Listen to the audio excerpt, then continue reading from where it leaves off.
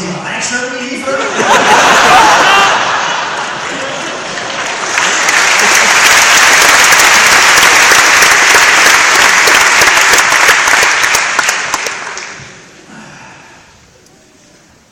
Det er jeg følelser, der bestemmer af. Jeg bestemmer intet. Jeg har intet mandat til noget som helst.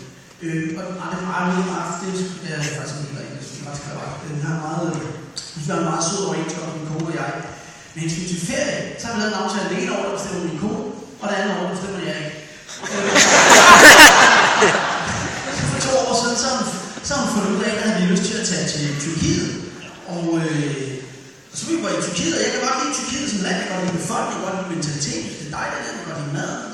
Problemet er bare, at der er for varmt nede i Tyrkiet om sommeren til mig. Altså, jeg har noget alder nu, hvor der er simpelthen ting, der bliver for langt på mig, når det er så varmt. Altså, hvor det er mig i orden, og bolden de overhaler dobbelt i mig.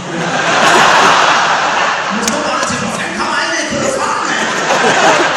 Det er bare sådan noget i Tyrkiet, at jeg skulle sætte mig ned, så var jeg altså nødt til at give en frøpose nu, og kan ikke bestå for at sætte mig ned. Men så havde jeg simpelthen en følelse af, at jeg satte mig på